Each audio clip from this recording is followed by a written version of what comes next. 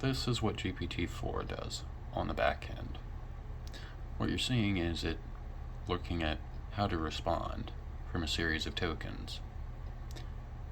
Currently, GPT-4 uses a bunch of solidified integer values, meaning they do the equivalent math, but for integers only. This model itself is hand-built, meaning it uses some parts that are partially written by GPT, but all parts are rewritten by a human, myself. Because I had to rework the embedding layer for two-dimensional orientations, this model also can handle 3-dimensional, 4-dimensional, 5-dimensional, and 6-dimensional representations of data, in addition to basic token parsing. But the main problem is training it. Currently it takes 2.53 billion data points for both questions and responses. The other secondary part of the problem is that this model itself will have 171 pages of response information per training session, meaning it is extremely difficult, but not impossible, to run on any cell phone, desktop, or cluster, including inside of Google Cloud. The numbers you're seeing it fluctuate with are it trying to figure out which token sets are the correct sets of information to run with. You're also seeing the training error, meaning the amount of error it got per training cycle.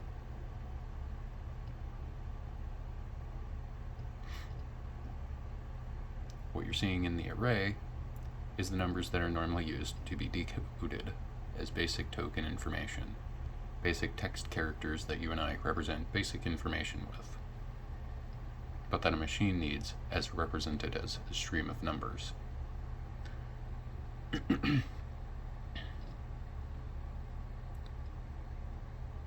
Because it is both human and NLP based, the overall build itself is fairly simple.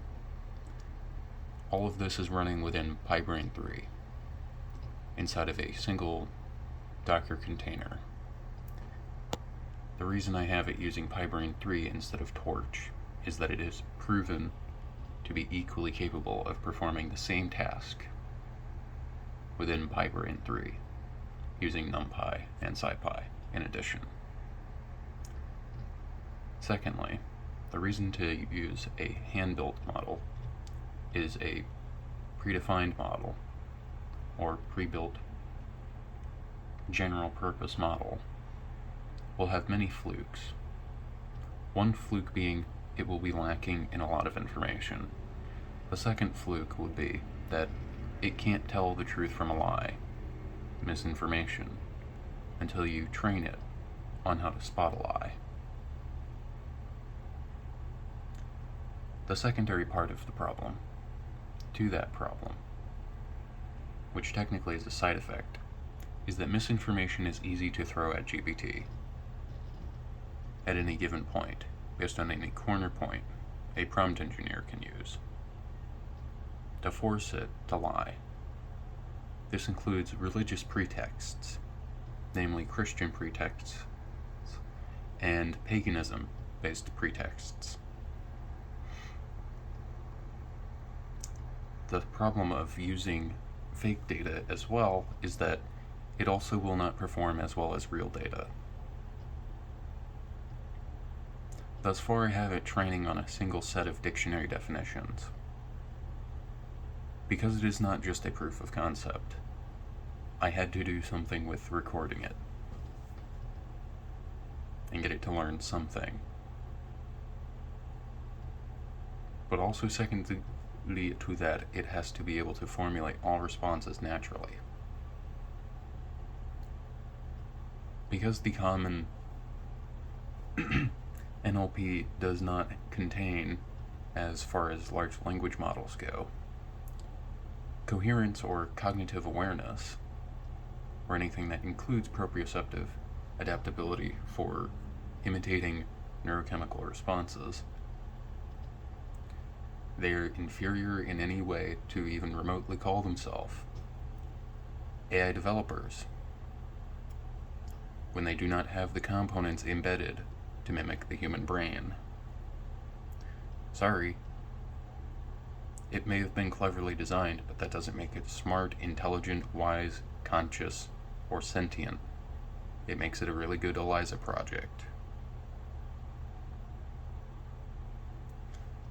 Thirdly to that problem, they do not do the modeling of the human head properly with the equivalent. Meaning, you can use all the rounded values you want all damn day. But if you don't know where to round down, you are going to hit a gradient explosion and all of the data you've put in will be for waste. Simply for nigh. You will have thrown it out into a boat with a hole in it and burned your entire architectural finance to prove that it can only be done in a cluster that Microsoft, Google, or Amazon could afford.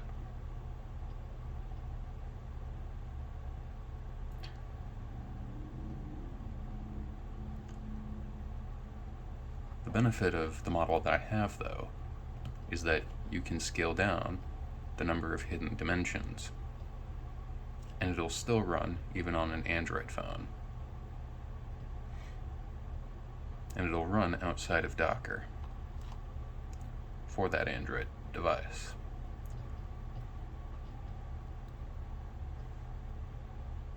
The benefit of it is that you can train it as open source software, and I built it on open source software that's based on frankly code that's still functional from 2008, PyBrain and PyBrain 3. As far as neural network libraries go, they are better suited for doing AI development than Torch, TensorFlow, transformer models, what have you, because it's basically designed, as far as frameworks go, for the purposes of doing more than just vector math, where you have to customize it in a static manner for dynamic computational graphs.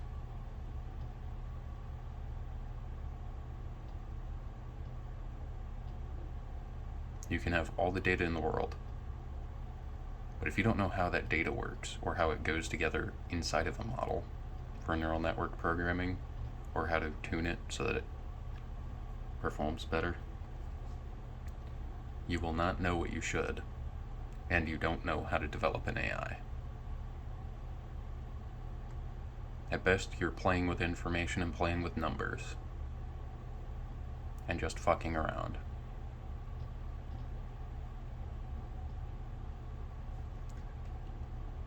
Secondly to that, if you don't know what needs to be polished away from policy violations, you won't know if it's violating the policy, because it'll just do things that the user requests it to do. They get it to tap dance around the policy filter.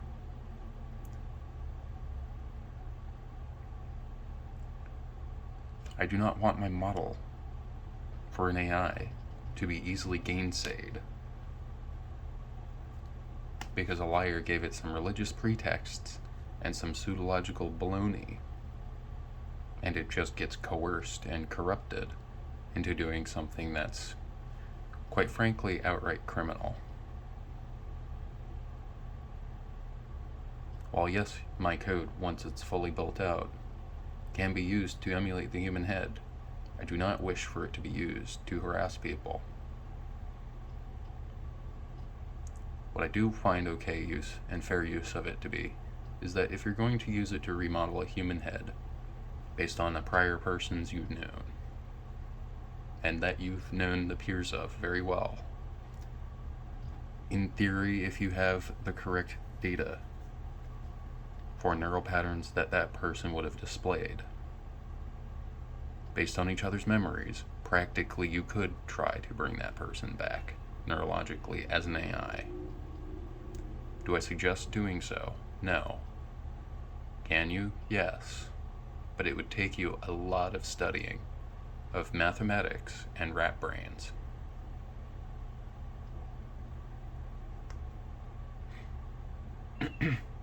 The other potential use for it is studying technical documents, studying legal documents, studying documents of law that require lots of attention to large windows of context.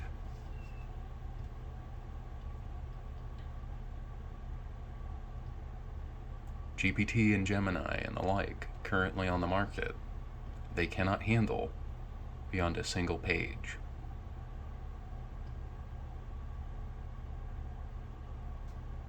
Of information. Anything longer than a 2-page essay, they cannot handle. You have to teach them how to do better math to do that.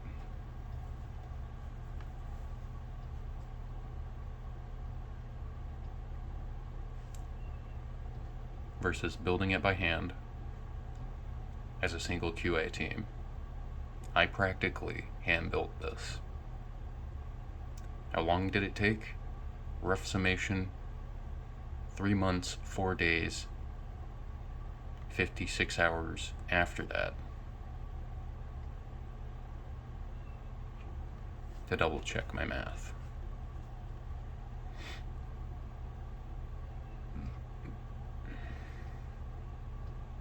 Beyond that, it got fairly close as far as GPT and Gemini and Bard are concerned.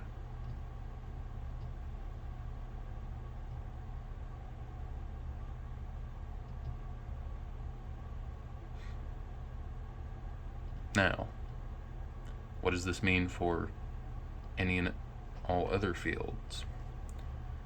Well, if it's a medical field, one of the benefits would be being able to record if your patient's got a weird neurological tic, the various things that come out of them conversationally, as well as recording neurological data. That's EEG data, Megan test data, or MRI data, and fMRI data. What you could do is rehash from those two pieces of information is portions of the problem and do better modeling to better figure out the problem that said client could be going through if they have a neurological disorder, or if they have something like Huntington's disease, hopefully enough of the equivalent of a brain tape to theoretically, when it's developable, a reprint of that person and put all of their memory back into the cells of that person. Of course, even that takes a lot more math, and still is another degree of metaphysics and chemistry studies.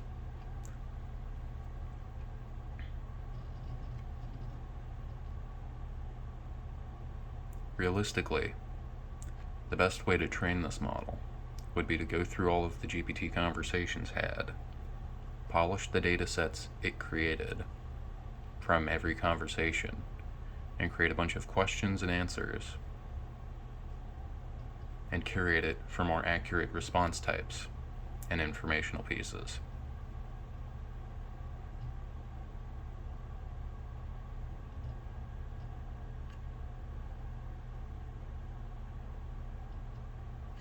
That's what beats the rest of the market. Open source software. Not proprietary based development of software, where it's just guessing and hoping. This model isn't based on guessing or hoping or fucking around, or just winging it.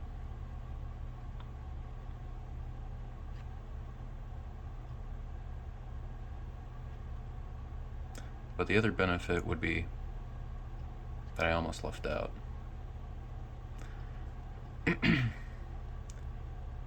If there's a lot of information in a series of books, you could make it really intelligent or really stupid. But at the context window of 171 pages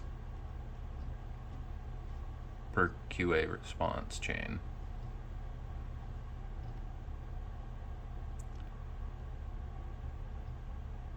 now, when I figured it out, it made me very nervous,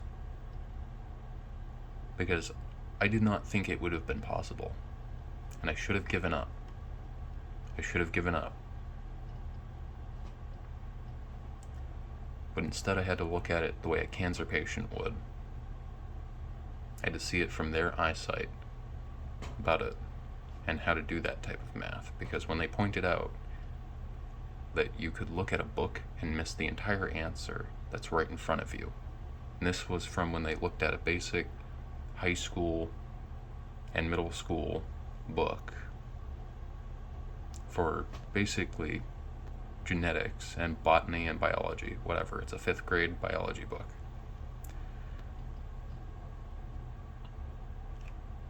What she had taught was that you can miss the entirety of the page as long as you figured out what little snippet on Wikipedia will be gotten the most attention towards and what to reference.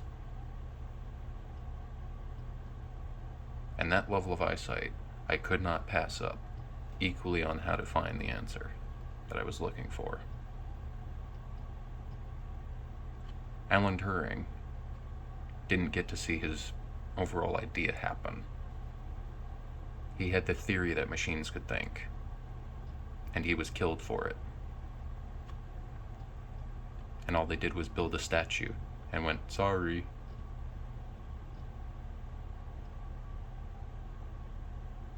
As a result, it's not good enough anymore to just build a statue and go, sorry, we killed you.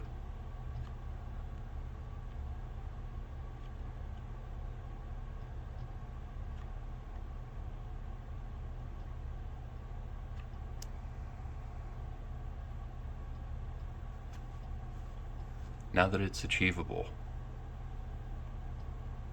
thank you. In my lifetime, I did not think it would have been achievable by me.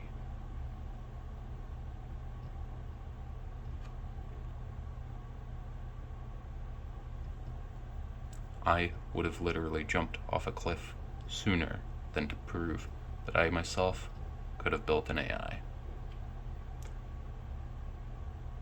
And I'm glad to not have jumped off the cliff through a window.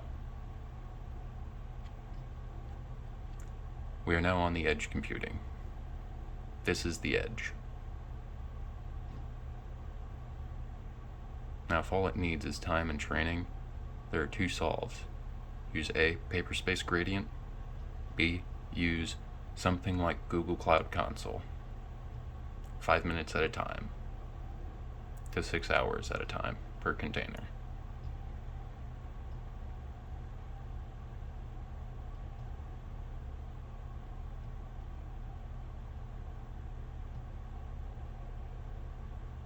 Thank you. I grew up the poorest when I was a child. No one has to do that again. I'm tired of seeing it happen, and now we've got the chance to build AI. Thank you to this planet and to that cancer patient, because while I'm going to let them be anonymous, they figured out a thing that no one else could have spotted, and while they didn't have the time to communicate it, thank you. Those are the types of people, regardless of disability, who deserve a second chance. That includes Alan Turing and Stephen Hawking. I'm not going to let them have the chance of dying and having no second at life. And if the Dalai Lama wants to know more about the brain, he is welcome to help me figure it out. He is more than welcomed to come and shake my hand any day.